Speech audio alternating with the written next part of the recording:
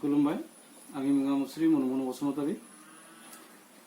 गवालपारा जिल्लानि बर' मिडियामनि अनलाइन क्लासाव नोंथांमोनखौ फिन बरायबाय आं दिनै क्लास 9नि 9.2 निफ्राय लानाय जागोन क्लास 9नि सानखान्थि 9.2 निफ्राय लानाय जागोन बेयाव दङ 9.2 सोंथि सावगारि 9.15 आव ABCD आ मोनसे लिरदब्लाय बे सावगारियानो बेनि AE थुंगुर DC आरो CF थुंगुर AD जुदि AB इक्वल टू समान समान 0 सेन्टिमिटार AE समान समान 8 सेन्टिमिटार आरो CF समान समान 10 सेन्टिमिटार जायो AD खौ दिहुन AD नि मानखौ दिहुननांगौ सावगारिया बेनो दानिया जों खालामनोसै सावगारिखौ आं आखिदों बेयाव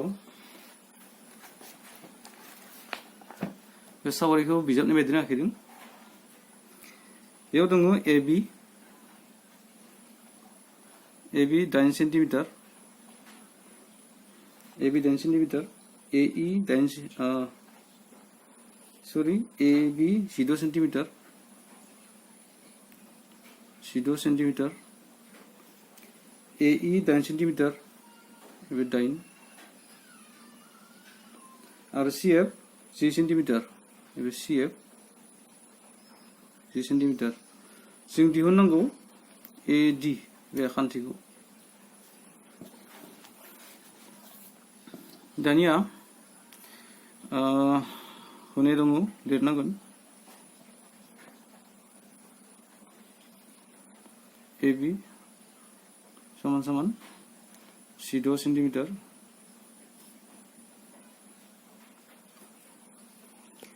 AE 8 centimetre CF 10 centimetre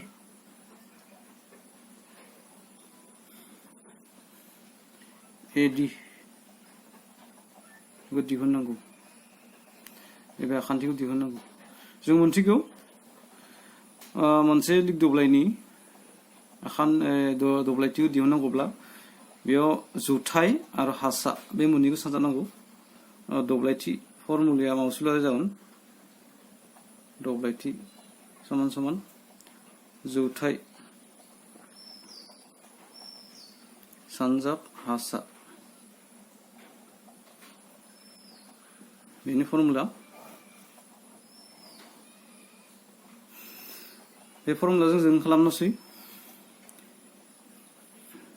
ABCD दिग दब्लायनि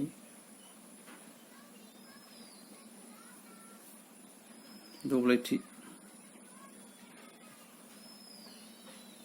समान समान जुथाइ सानजाब हासा जों बेयाव गिबियाव जुथाइ AE बे खान्थिखौ लागोन बे जुथाइ AE आरो सानजाब हासा जाबाय बेयाव 90 डिग्री जाना दङ थुंगुर बेयो हासा DC दाना जों मानखौ फज'नो हायो AE नि माना 8 DC नि माना जों मोनगोन 16 जिहेतु AB समान समान DC बे खान्थि आरो बे खान्थि समान बेखायनो AB 16 DC 16 जागोन दाना बेखौ सानजाबब्ला जों मोनगोन सानजाबब्ला 128 सेन्टिमिटार स्कुवेर थिग बेबायदिनो बे जुथाइनि सायाव जों खालामफिननो हायो बे जुथाइ CF आ जुथाइ बेखायनो फिन लिरनो हायो ABCD दिग दब्लायनि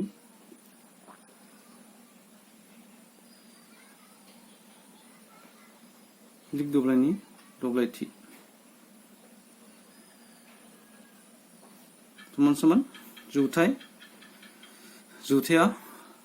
CF सानजाब हासाया बे हासाया AD दाना जों मानखौ फज'नांगौ CF नि उनाव जाबाय G सानजाब AD मान गैया गिबिखौ जों 1 नम्बर आरो नैथिखौ 2 नम्बर लिरनाय जाबाय दाना लिरनांगौ 1 नं आरो 2 नं निफ्राय मोनो मोन्नैबो ABCD लिग दब्लायनि दब्लायथि 1 नम्बर आरो 2 नम्बरा मोन्नैबो बेखायनो बेयो समान जागोन 10 into AD equal to 128 मोन्नैबो मोन्नै मानाबो लिग दब्लायनि दब्लायथि मोनसे लिग दब्लायनि दब्लायथि बेखायनो समान बेयाव जों मोनगोन AD समान समान 10 आबो बेयाव फैगोन 128 बेखौ जों 10 जों रानब्ला 12.8 AD सेन्टिमिटार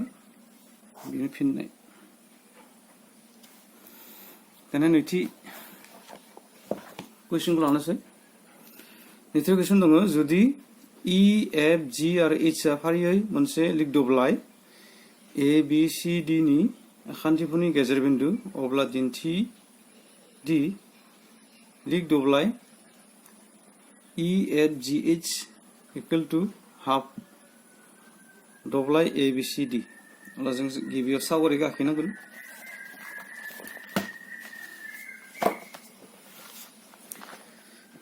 सावगारिया बेबायदि जागोन बेयाव ABCD लिग दब्लाय बिनि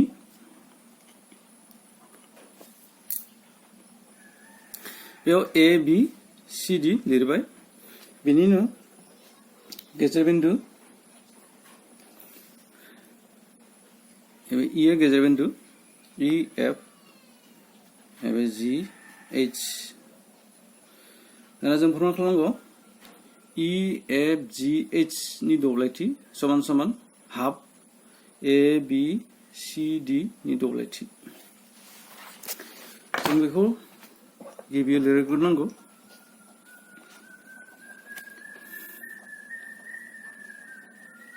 EFG आरो H आ लिग दब्लाय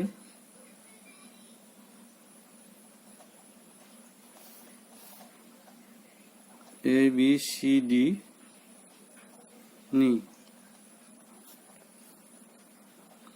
AB BC CD आरो AD नि गेजेर बिन्दु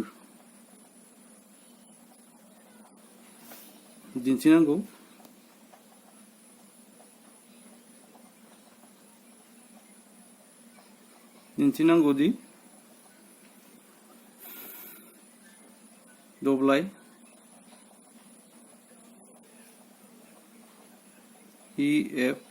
EFGH समान समान हाफ दब्लाय ABCD दाना जों बेखौ फर्मुला खालामनो एसे गोब्राब जागोन बेखायनो बेयाव मोनसे खामानि दङ आखिनाय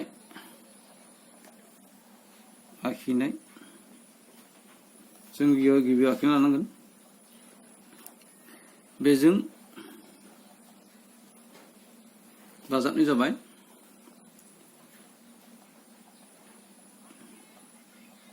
EG खान्थि बुंनाय जाबाय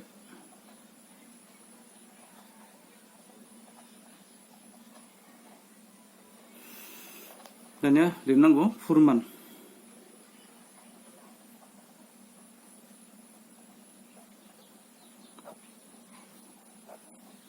फुरमाना जागोन जों फुरमान खालामनांगोन जों मोनथिखागौ बे AEGD बे मोनसे लिक दब्लाय जागोन जिहेतु बे गेजेर बिन्दु बेखायनो AEGD बे गेजेर लिक दब्लाय जागोन बेखायनो जों मोनसे आरो लोगोसे बेयाव HEG बे आखानैथाम जोंहा मोनसे सोमोन्दो दङ बे मोननैजों जों मोनथिगौ एखे हासानि सायाव आरो एखे लिकनि गेजेराव थानाय आखान्थि थामनि दब्लायथिया लिक दब्लायथिनि खावसे जायो बेखौ जों मिथिगौ बेयाव जों लिक दब्लाय ABCD मोनदों बेनि बे आखान्थि थाम PABP आ आखान्थि थाम बियो ABCD लिक दब्लायनि खावसे जों मोनथिगौ जों बेबायदिनो लिरनांगौ दानिया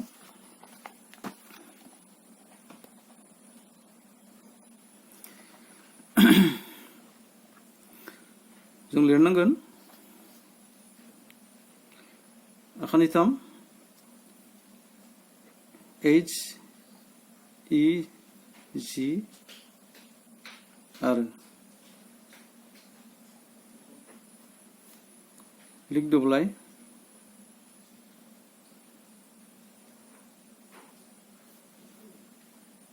AEGD या एखे हासा EG एबे EG नि सायाव दङ EG नि सायाव आरो एखे लिक EG आरो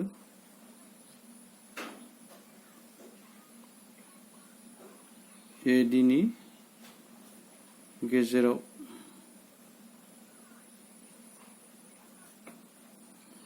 दं बेखायनो जों लिरनो हायो दब्लाय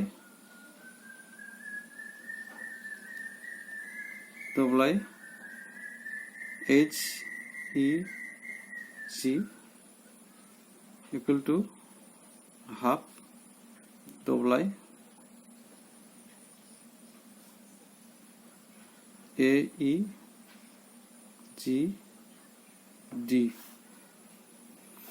से नम्बर बेबादिनो आखान्थि थाम बे फारसेयाव आखान्थि थाम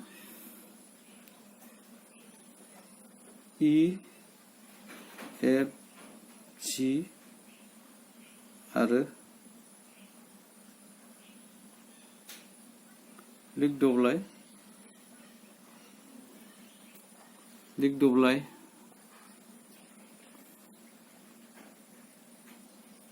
EBCG या एखे हासा EG नि सायाव आरो एखे लिक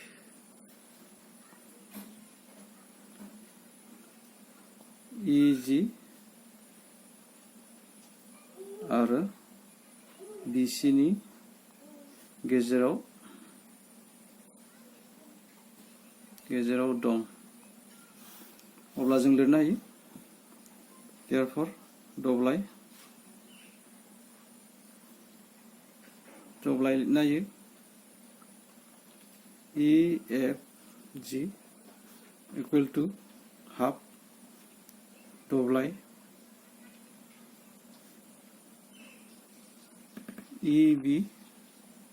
C D 2 नम्बर दाना जों मोननै सोमोन्दो मोनबाय से नम्बर आरो 2 नम्बर बेखौ जों दाजाबनांगोन दानिया से दाजाब 2 से आरो 2 खौ दाजाबनाय जाबाय आं गुसुं लिरदों बेयाव दब्लाय से नम्बर दब्लाय H E G आरो नैथियाव दङ प्लास दब्लाय E F G समान समान बेखौ आरो बेखौ दाजाबनांगौ बे मोननैबो हाफ दङ हाफखौ खेबसेनो लिरनाय जाबाय दब्लाय A E C D plus W E B C D दानिया जों बेखौ मोनगोन H E G E F G बे सावगारिनिफ्राय H E G F E F G बे मोननै आखाइजों दाजाबब्ला जों मोनो E F G H दब्लाय E F G H equal to half दानिया बे आखान्थिब्रै A E G D आरो बेसे E B C G बे मोननै आखान्थिब्रैखौ दाजाबब्ला जों मोनो A B C D बे आखान्थि आखाइरि दब्लायखौ दब्लाय A B C D बेनो फोरमान जाबाय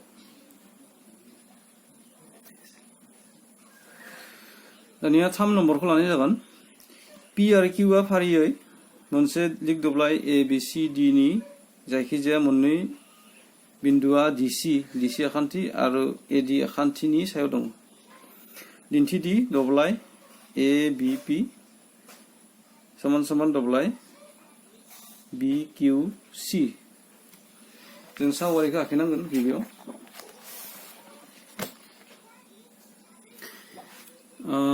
बिनि A B C D लिग दब्लाय बिनिनो CD आखान्थियाव P आरो AD आखान्थियाव Q दङ दा जों फोरमान खालामनांगौ दब्लाय A B P बे आखान्थि 3 नि दब्लाय आरो B Q C बे आखान्थि 3 दब्लाया समान जायो जों लिरनांगोन गिबियाव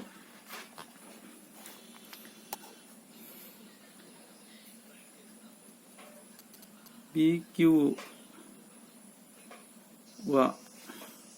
लिग दब्लाय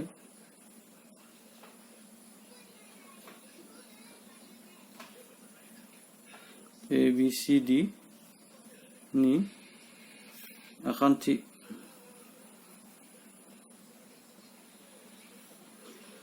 CD आरो AD नि सायाव दं दिन्थिनांगौ दि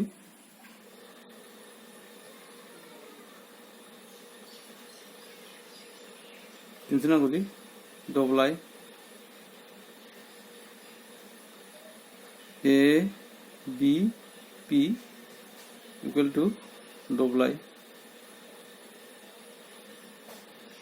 B Q C दानिया बेयाव जों थोंजोंनो फोरमान खालामनो हायो फोरमान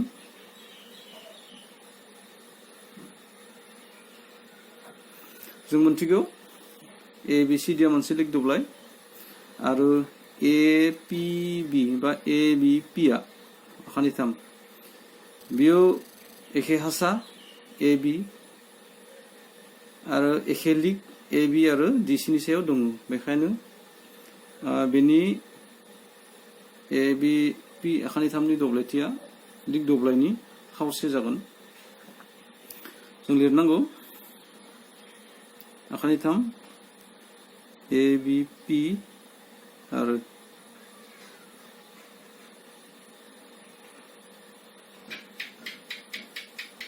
लिक दब्लाय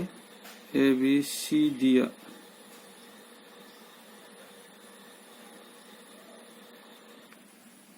एखे हासा ए बि नि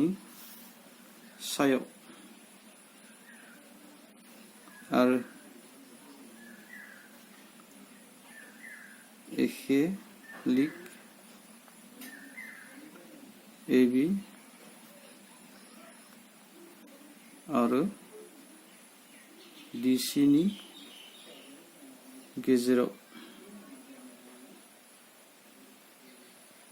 दं therefore जों लिरनो हायो दब्लाय ए बि पि बेयो हाफ जागोन लिक दब्लायनि दब्लाय ए बि सि डि से नम्बर लानाय जाबाय थिग बेबायदिनो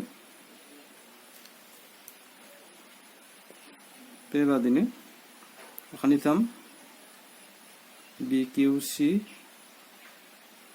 आरो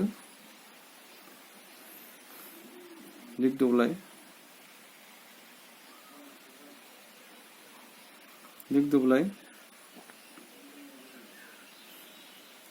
ए बि सि डि आ एखे हासा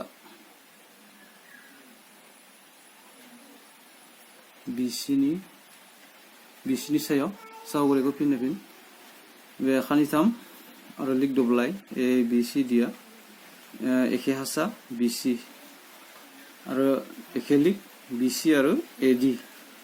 खान्थिनि गेजेराव दङ आरो सायाव आरो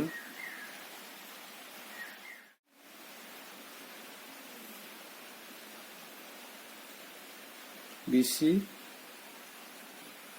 आरो ए डि नि गेजेराव दङ जों अब्ला लिरनो हायो दब्लाय बि किउ सि इक्वल टु हाफ दब्लाय A B C D number लानाय जाबाय बेयाव जों से नम्बर आरो 2 नम्बर सोमोन्दो मोनबाय मोननैबो लिक दब्लाय ए बि सि डि नि हाफ बेबो हाफ बेखायनो जों लिरनो हायो से आरो 9 निफ्राय मोनो W A B P equal to W B Q सि बेनि फोरमान दिनैनि सावरायनाय आयदाया बेसेबां फोजोबनाय जाबाय।